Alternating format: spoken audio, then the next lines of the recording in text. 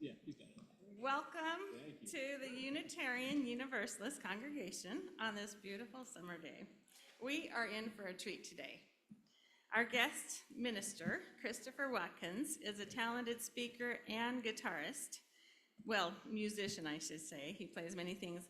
And just one of those people that I could sit and listen to all day.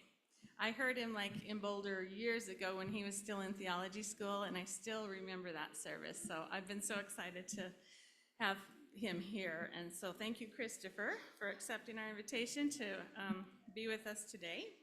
And many of you know his wife, Amber. She was the DRE that preceded me, so she's got many friends here in this congregation. She couldn't be with us today because she's working in Fort Collins, but we send her our love, Christopher. I want to extend a special welcome to everyone who's watching this service on Zoom, and for all our visitors. You are welcome here today. This is a come as you are congregation, seriously. You're welcome here just as you are every week. And we'd love to stay connected, so if you're new, if you could just sign on the back table for some communications, that'd be great. Here at Namakwa UU, we foster a beloved community that searches for truth and meaning, celebrates diversity, strives for peace and justice, and acts mindfully for the good of the planet. Okay, so who is Christopher? Christopher goes by they, them, and he, him. Christopher's a ceremonialist, songster, and spiritual care practitioner in Fort Collins. They currently serve as chaplain supervisor at Poudre Valley Hospital, providing multi-faith and belief interdisciplinary spiritual care to staff, patients, and families. Their ministry is focused on the intersection of ancestral and trauma healing, deep ecology, and imaginal perception. A lifelong UU from Knoxville, Tennessee, Christopher was raised on youth conferences and UU camp culture. This foundation has fed their passion for nature-based ministry, group work, and crafting embodied worship. Christopher earned a Master's of Divinity from the Isla School of Theology in Denver. As Crispy Watkins, they write and perform music described as Appalachian ancestral folk with an ecological devotion and a mystic heart. So welcome, Reverend Crispy Watkins.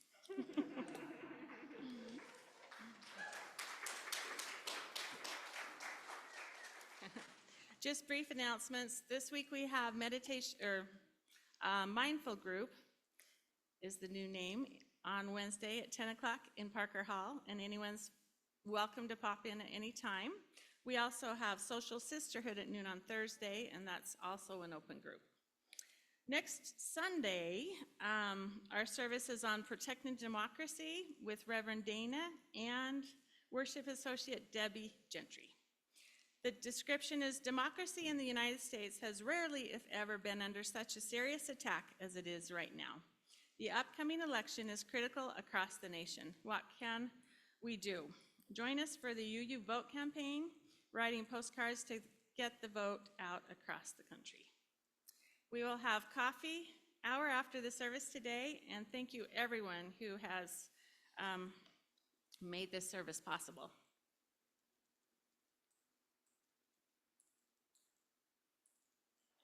Morning, can you hear me okay? All right, very good. I call us to worship today with the words of mythologist and author Martin Shaw. As humans, we've long been forged on the anvil of mysteries. Why are we here? Why do we die? What is love? We are tuned like a cello to vibrate with such questions. What is entirely new is the amount of information we are receiving from all over the planet. So we don't just receive stress on a localized human level, we maintain it from a huge, abstract, conceptual perspective. Perpetual availability to both creates a nervous wreck. The old stories say enough. That one day we have to walk our questions, our yearnings, and our longings.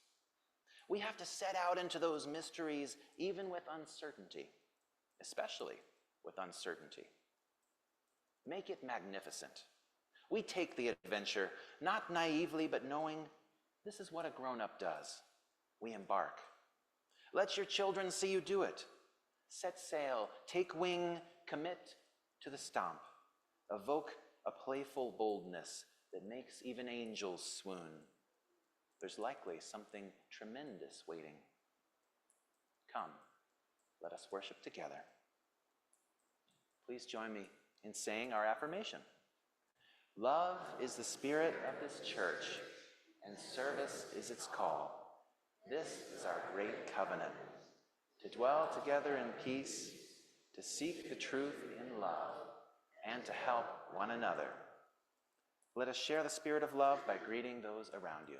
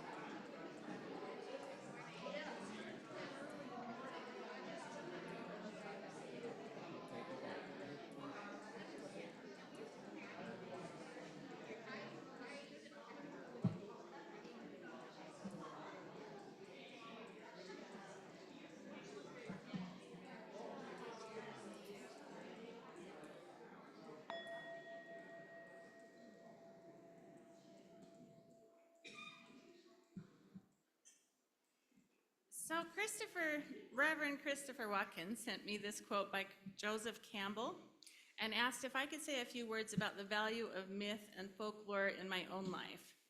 So this is the quote. Mythology is not a lie. Mythology is poetry. It is metaphorical. It has been well said that mythology is the penultimate truth. So I looked at penultimate, and it means next to last. I didn't know that word, because the ultimate truth cannot be put into words. Mythology goes beyond words, beyond images, beyond that bounding rim of the Buddhist wheel of becoming.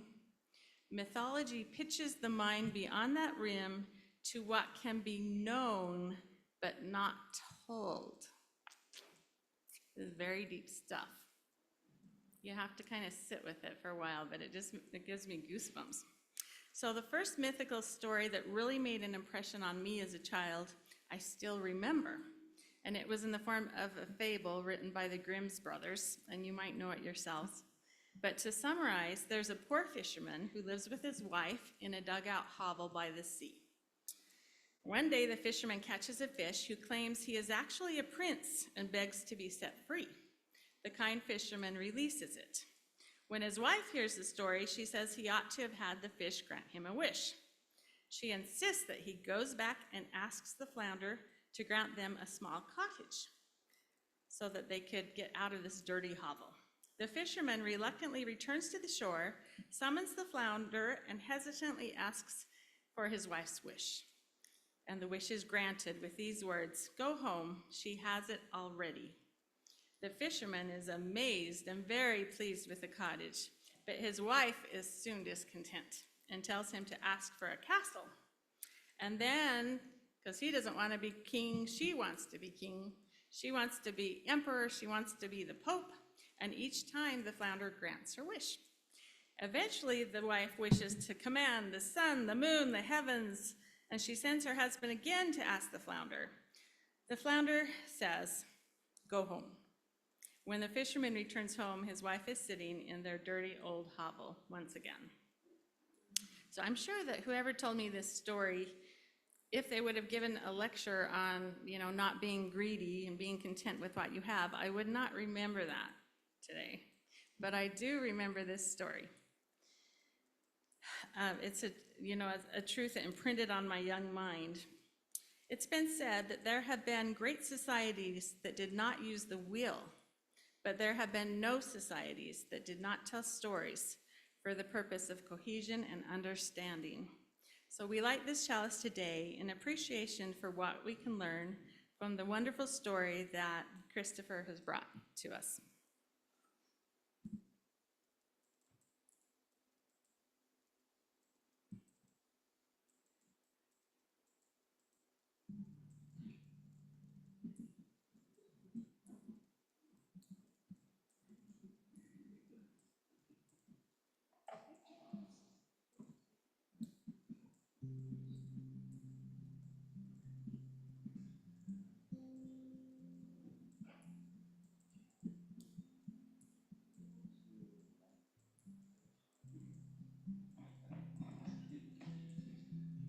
While we're kindling the flame of our chalice, I invite you to just take a breath and enter into a meditative posture, whatever feels good for you. As you may have gathered, this Sunday's a little different than most, and I invite you into a journey into a story. And so if it feels okay to close your eyes or just find a nice soft gaze, I want you to notice how you're supported by your chair or pew, and feel your feet just pressed against the ground.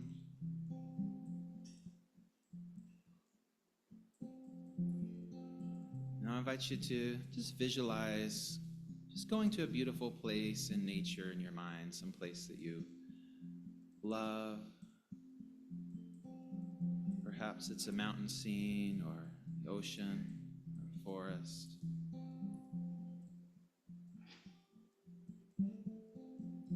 And there you have with you a picnic basket, and you spread out a blanket. You pour tea for two and set up 2 little plates, some little bites to eat. Now we're going to invite a companion with us to come into this story. It's a part of ourselves that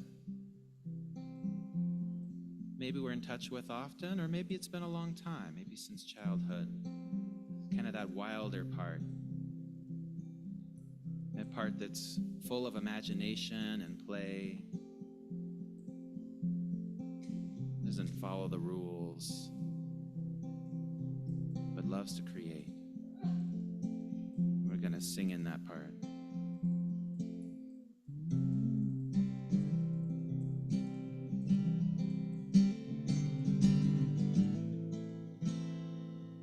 Goes a little bit like this.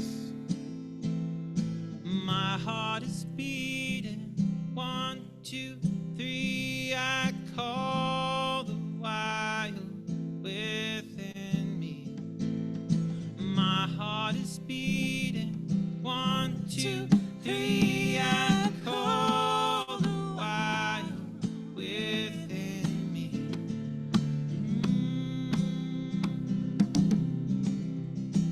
And perhaps you see that wild part emerging to join you on your picnic blanket. You can notice what that wild self looks like. Offer some tea. And sing, my heart is beating, 1, 2, 3. I call the wild within me.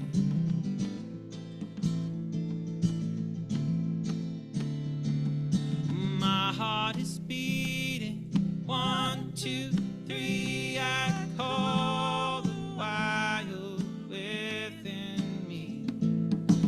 My heart is beating, 1, 2, 3, I call the wild within me. Because you are a part of me.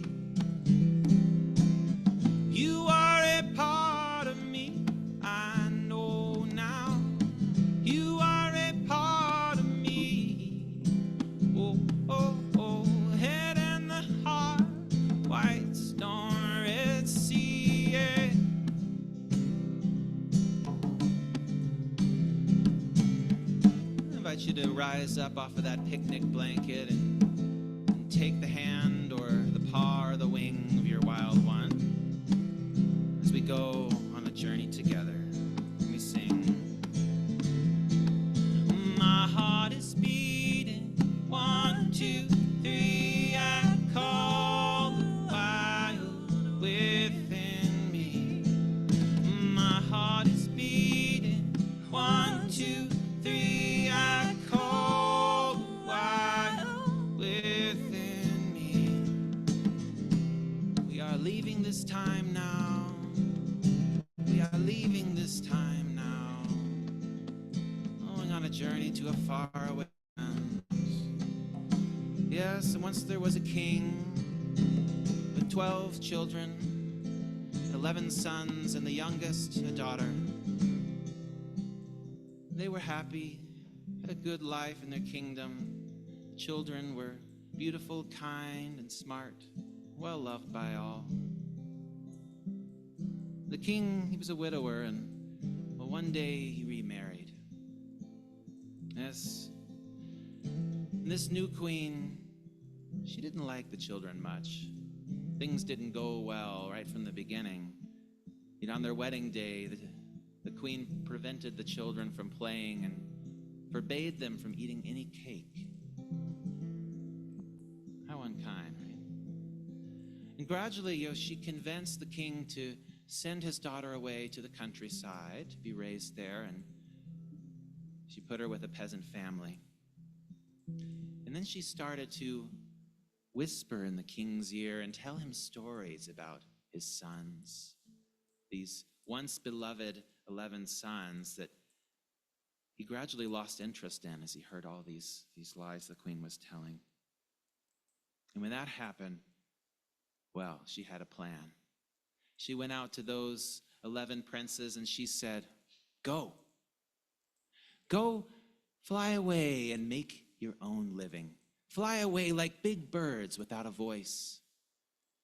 And as she spoke those words, those 11 sons, they turned into swans right then and there, and up they flew. And they flew out and they flew over to a little cottage in the countryside where their sister was.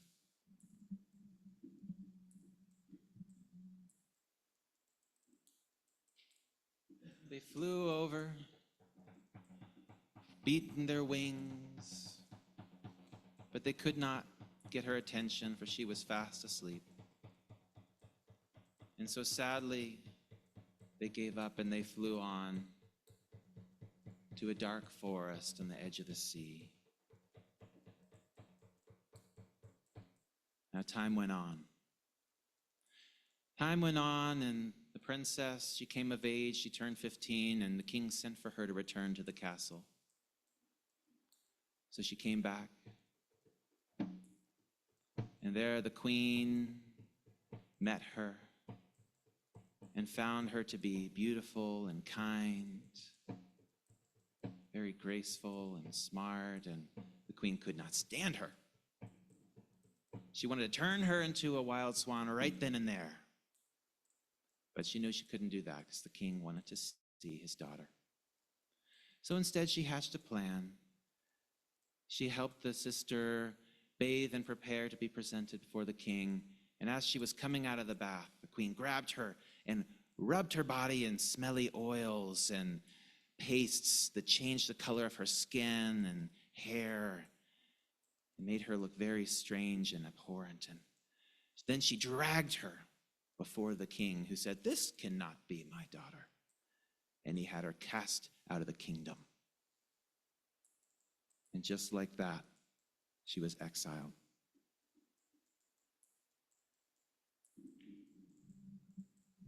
She began wandering, unsure of where to go, what to do. She began to sing.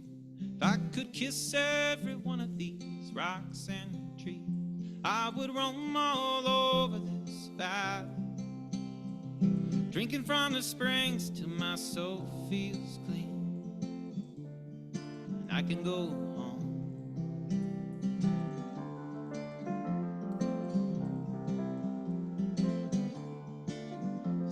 wandered on until she came to a stream, and there she saw her reflection. She was surprised by what she saw there, and she washed until she was clean again and looked just like her old self. Then she realized that she was so hungry. Looked around and saw there was an apple tree right there, and she picked a few apples and ate them. And she began to walk on, and she thought about how this queen must have cast her brothers out too, and she would find them. Yes, that's what she would do now. She would go and she would look for them. And just then she saw an old woman just come out from between some trees and hobble towards her, carrying a basket. In the basket were berries that the old woman kindly shared with the sister. And then the sister asked her, she said, "Excuse me, but have you seen 11 princes riding through these woods?" No, she said, "but I have seen 11 wild swans with golden crowns on their head. That may be of interest to you." "Oh, yes, tell me more." And so the old woman showed her the way to where she had seen them just that morning, just resting in a little pond before they had taken off. And she pointed the way that they had flown.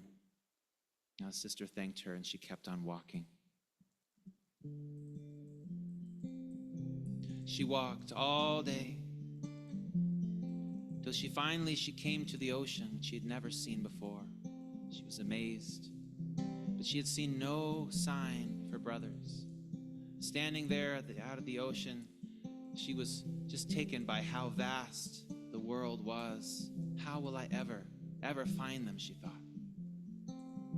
But as she watched the waves roll in and out, she said to herself, "I will be as tireless as the ocean. The ocean does not rest, and neither shall I." So she picked a direction and she began walking along that coast.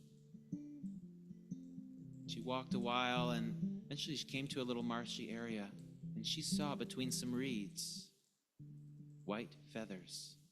Yes, 11 white feathers right there. She gathered up the feathers and she decided to hide there in the reeds, wait till nightfall. And then, sure enough, at nightfall, she saw some big birds flying towards her. Yes, there were 11 swans. And to her amazement, as each swan landed, the feathers fell off, and in its place was a young man. Now, she hadn't seen her brothers for a while, but she recognized them instantly. And she jumped out of her hiding place with a cry of joy and ran to the young princes. And they recognized her instantly too and rejoiced. And they laughed and they cried. And they sang together.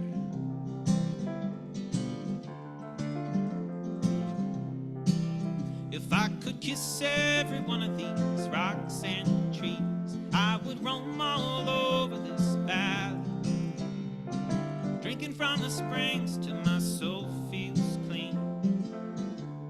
And I can go home, take me home.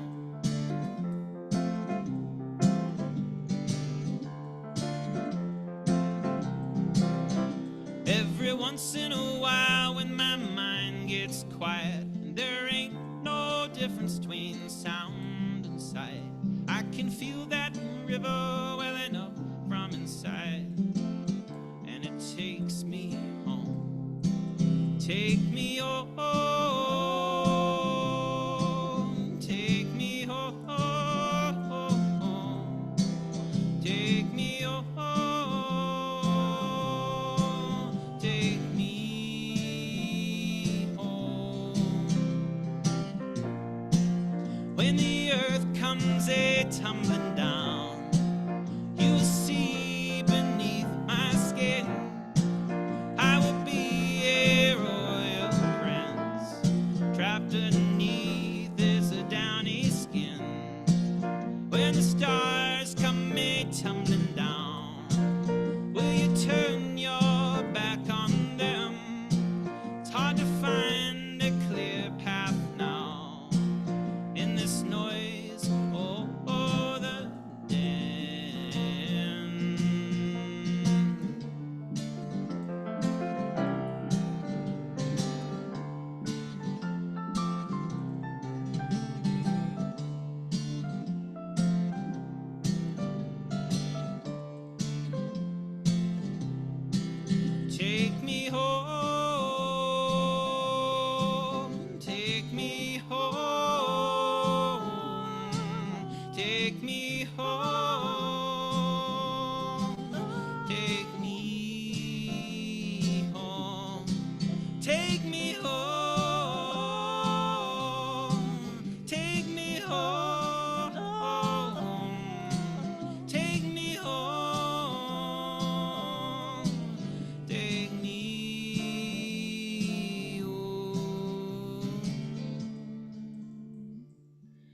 Yes, and soon the conversation turned to their queen and the curse.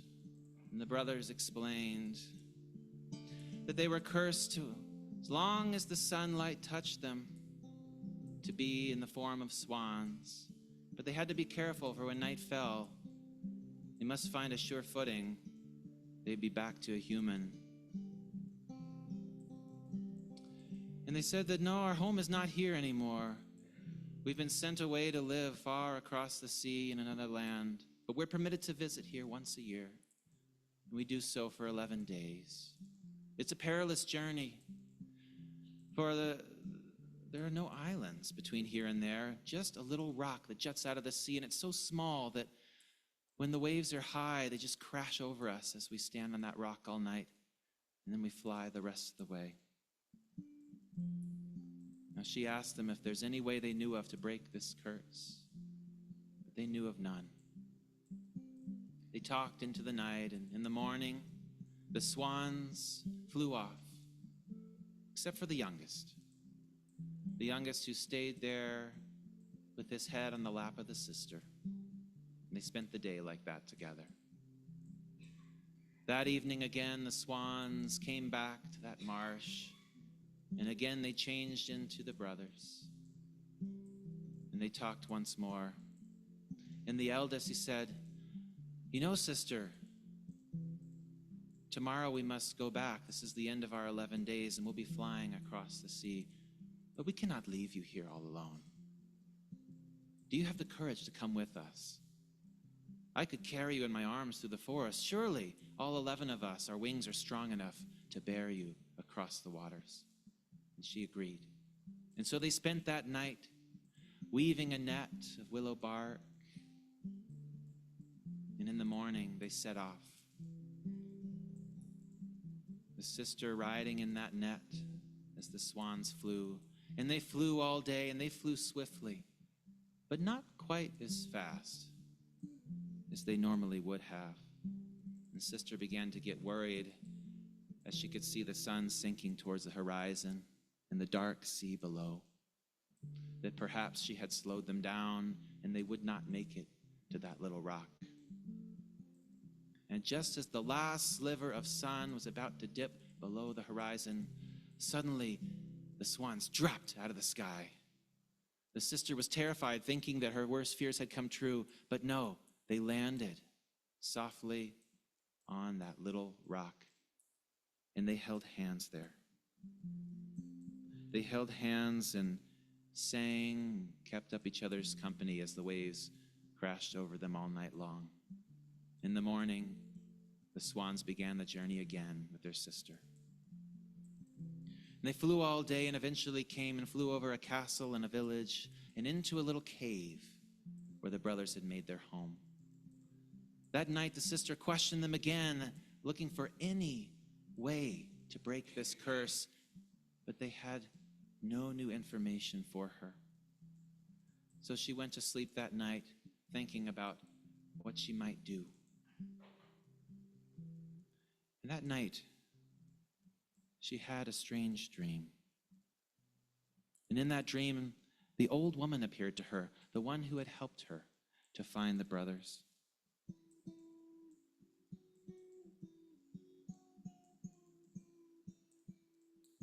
And the old woman said, "You know,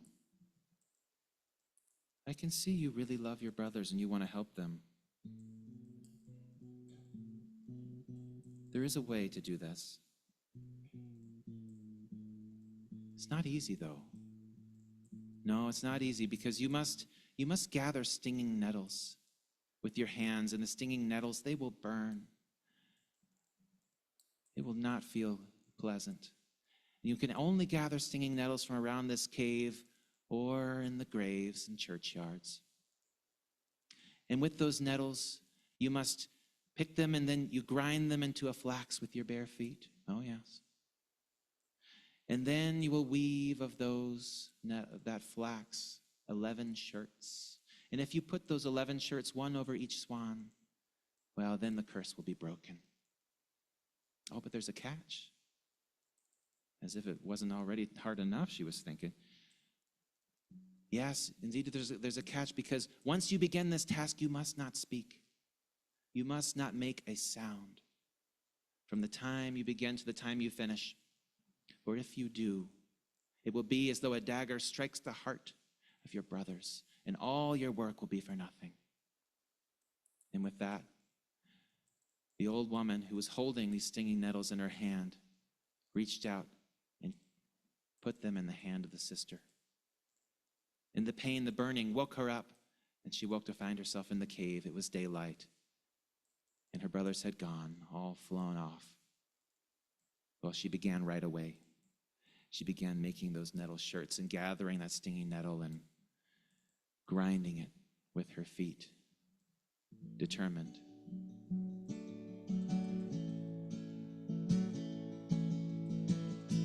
She sang this little song while she worked to keep her spirits up.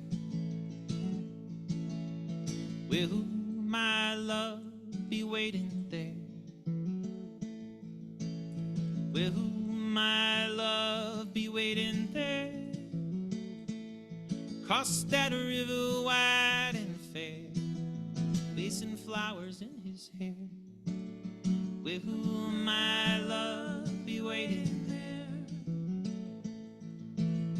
Barefoot honeysuckle on our tongue, barefoot honeysuckle on our tongue. All we knew was sweet and free. What did time take away from me? Barefoot honeysuckle on our tongue. Will my love be waiting there? Will my love be waiting there? Cross that river wide and fair, long white feathers in place of hair. Will my love be waiting there? When I was born, they said I'd be a man. When I was born, they said I'd be a man. I spent my life playing the part, only to find it's not my heart. When I was born, they said I'd be a man. Will my love be waiting there? Will my love be waiting there? Cross that river wide and fair, stinging nettles around his lair. Will my love be waiting there? Ain't no shadow on a cloudy day. Ain't no shadow on a cloudy day. I packed away all I disowned, but honey, your shining makes it known. Ain't no shadow on a cloudy day. And will my love be waiting there? And will my love be waiting there? Cross that river wide and fair, placing flowers in his hair. Will my love be waiting there? Well, the brothers were shocked and dismayed that evening to come home to the cave and find the sister in this state, her hands and feet all blotched and red and bleeding with these nettles. They feared at first that the queen had put some other kind of terrible curse, but she made them understand that she was working to save them. And tearfully, they helped to bind her wounds. Went to bed that night, and the next morning began the process again, gathering the nettles and weaving, and she finished one shirt. Yes, and she was working on the second when she heard the sound of a hunter's bugle. Fearing trouble, she gathered up her nettles, all of her work, and she hid in the cave. But before too long, There were hounds barking, baying there at the entrance to the cave. And then hunters showed up along with the king, and the king was taken with this girl in the cave and her beauty and grace. And he asked her, well, why is it that you're here? How did you come to be here all alone in this cave? And she did not reply. Well, surely a life with me in the palace would be much better than this. Still, no answer from the girl. I'll make you comfortable. I'll take care of you, said the king. Someday you'll thank me for this. Then he picked up that girl and put her on his horse, and they all rode off to the palace together. Now, he was very kind to her and gave her fine clothing and good food to eat. And everyone in the palace just was taken with this silent girl from the cave in the woods. All of them were really quite fond of her, except for one person, the bishop. The bishop was rather suspicious, and he kept whispering in the king's ear, this must be a witch. Something wrong with this girl, silent girl in the cave. You bring her here, she's got you all under some kind of spell. But the king ignored her. The king took her to her room that evening after just lavishing her with all this finery. And he opened up a small room inside her room and said, now look here. And it was all decked out, just to look just like the cave she'd been in. And there were her materials, the shirt she'd finished, all the stinging nettles she'd collected. Now sister was so happy that she could continue working that for the first time she smiled. And the king was so overjoyed with this smile that he declared that he'd make her his wife. Yeah. And so they did. They had a fine wedding. And although she didn't speak, the king could tell that, there was some growing love there in her eyes. And the king loved her dearly and treated her very well. And now at night, every night, she would sneak out. And she would continue to go to that little room. And she would work on her shirts. She did not know how this would end, how she would accomplish her goal of breaking the curse. But she was determined to finish what she had started.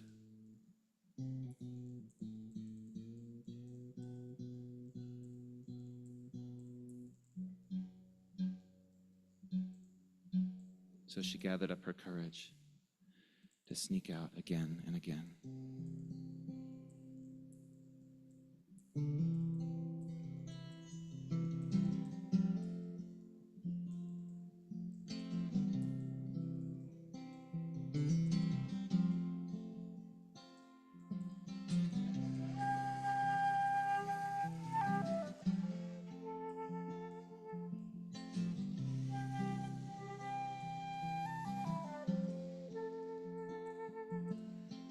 Holy One, you are a setting sun,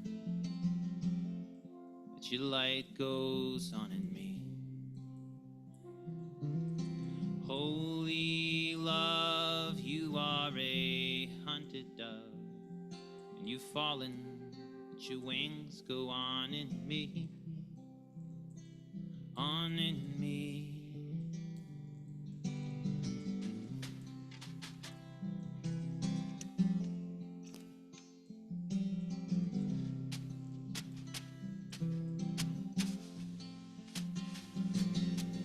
Hardest heart, you are my favorite part. You're the part that floats out to sea. Cover me, rise up, you holding sea. We will get a taste of what we've earned. So it continued on like this for a little while, until one night she went to her room and realized that she had just finished the 7th shirt and had run out of flax. She remembered the old woman's words and knew the cave was much too far to go, but perhaps, yes, she could sneak out to the graveyard. She felt afraid to do so, but knowing that she had no other choice, she went out there and she gathered the stinging nettles from among the graves and brought them back to the castle without incident. Or so she thought. But in fact, the bishop had been awake and watching and followed her to the graveyard, and he was overjoyed because now he had proof that something was wrong with this girl. For who would behave like that, going out to the graveyard at night? So he told the king what he had seen, and the king was unhappy. Now, he took this seriously, and he began to wonder what he really knew about this girl. And so he pretended to sleep, and he watched her as she would sneak off every night and go to her little room to work on the shirts. Now she saw the king growing more and more unhappy and aloof. She was saddened by this. One more sorrow to add to her list. And she kept going on the shirts until finally it was time to make her final shirt, the 11th one. And again she was out of stinging nettle. And again she took a trip to the graveyard.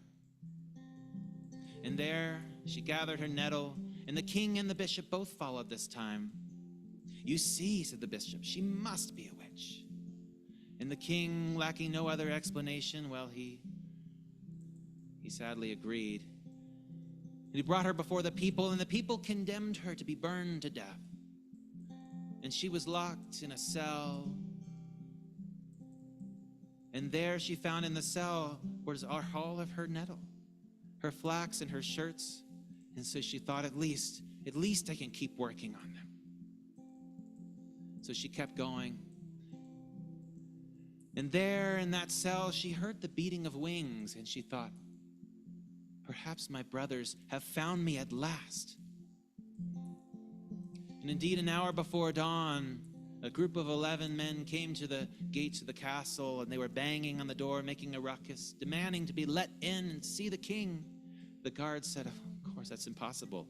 It's still night. The king's sleeping." They refused to let him in, no matter how much the brothers begged and pleaded. Finally, they were making such a noise that just around dawn, they came down to open up the gates, but all they saw were 11 white swans flying away. And there, it was time for the sister to be brought out, and she was put in a cart with all of her materials.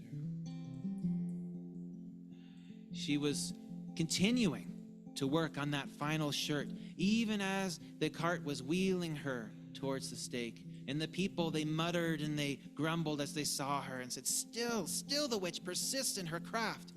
And they surged forward toward the cart, intending to tear the shirts apart.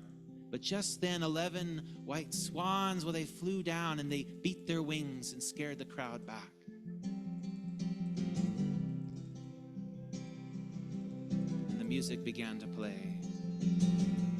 Hardest heart, you are my favorite part.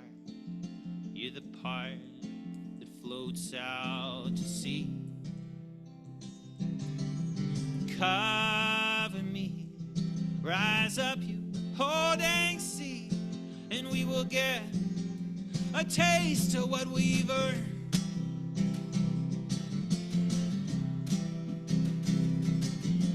Rise up, rise up, rise up, oh, oh. Rise up, come on, rise up,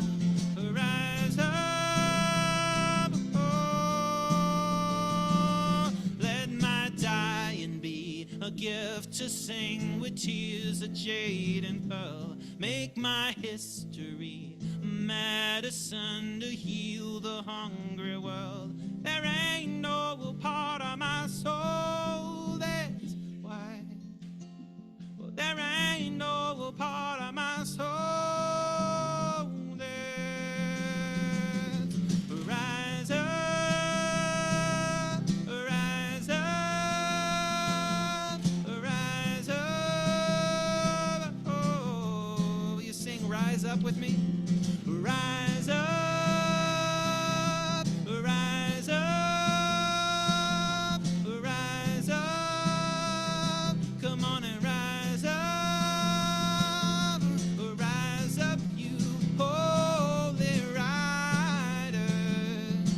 Come on and rise up, flame the fire.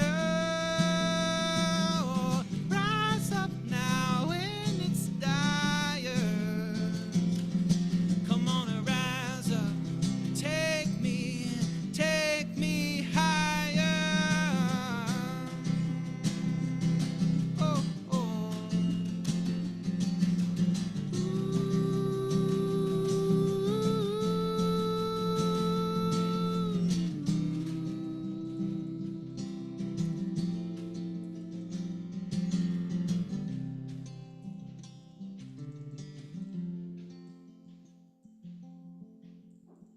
And so, just as the executioner to grab her arm, that sister, she threw those nettle shirts up, and would you believe it?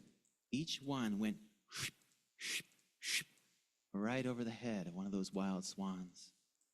And just as that happened, well, those swans became princes once again. I am innocent, she spoke aloud. And the brothers stood tall, all back to their human form, except for the youngest brother. She had not finished the sleeve on the final shirt, so he was human except for one arm, which was still a great white wing. But the brothers stood up and they told their tale. The people rejoiced, the king shed tears of joy, and all was well. And they processed back to the castle like a procession that the kingdom had never seen before.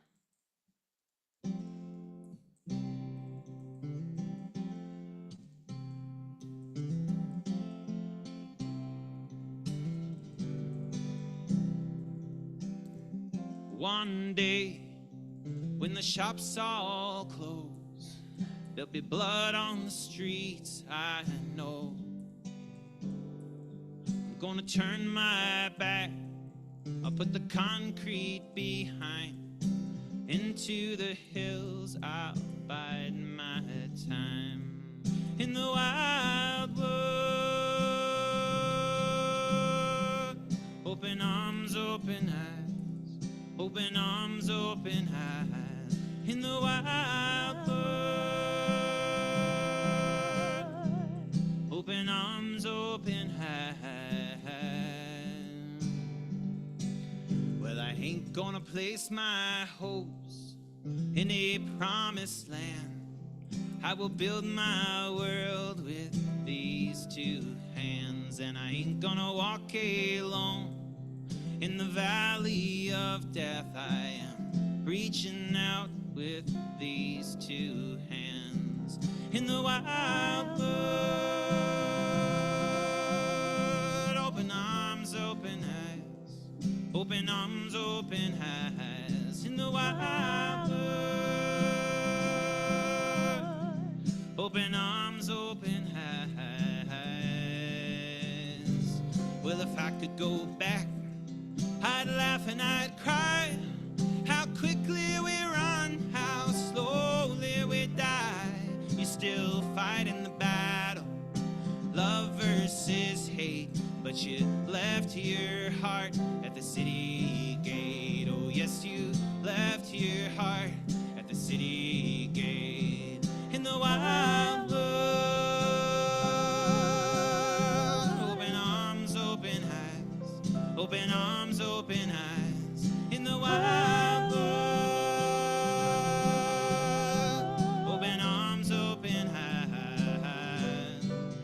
Everybody singing na na na, everybody singing na na na, all together singing na na na. Na hey, sing na na with me, na na na, sing it out now, na na na, sing it proud now, na na na. Na hey, in the wildwood, na na na, we got the wildwood, na na na, no the wildwood, na na na. Na hey, sing it out now, na na na, proud na na na, everybody singing na na na. Na hey, in the wildwood, everybody singing na na na, na hey.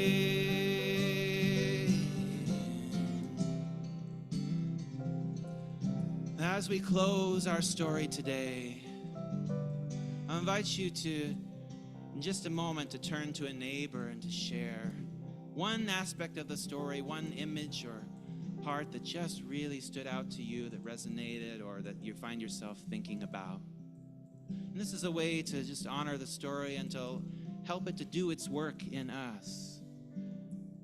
Each of us may take away something a little bit different. It's important to notice and to lift that up. So hold that thought, because we're going to hear now what our offertory is for today. And then while the basket's going around, I'll invite you to turn to a neighbor to share.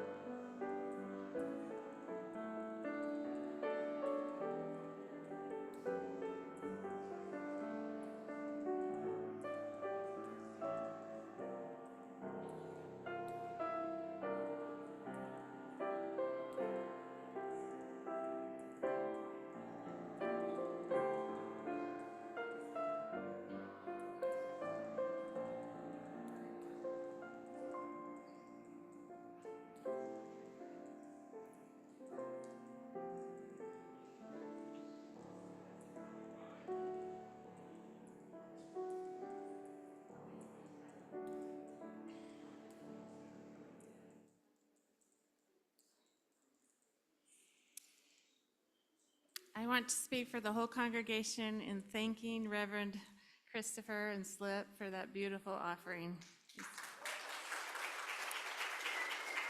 It's so richly fed. And just so you all know where your money's going today, well, we don't know because we are in the middle of figuring that out. July is the first month of the church year. So we've got 6 nominations, and if you could fill out a form, then we will decide this week for the whole year where our money's going to go that we give to the plate on Sunday. So the nominations are Safe Lots, Community Kitchen, Teepee Raisers, Splash, Youth of Northern Colorado, which is a LGBTAQ+ organization, Wilderness Restoration Volunteers, Wellspring Health Access, and the Friends of the Public Library in Loveland. So if you could, Anna Marie can bring you a slip if you don't have one, or you can go online and fill it out, but we'll decide for the whole year this week, and we will send the money that you gave today to the ones that you guys vote for. So that's where we're at with that. Thank you for supporting our work in the church and in the community.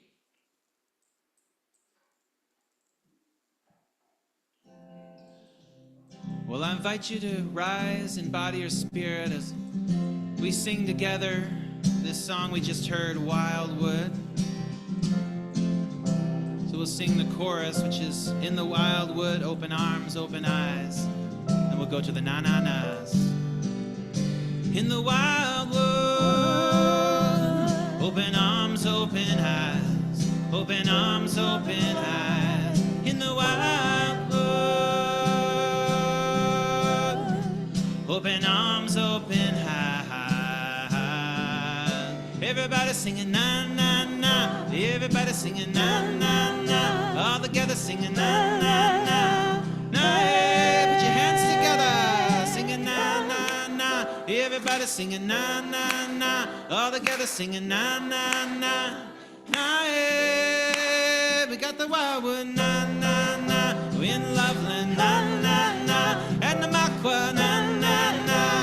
Na, hey, sing it out na na na na. Sing it proud now na na na. Everybody singing na na na. Na, hey, in the wildwood. Everybody singing na na na. Na, hey.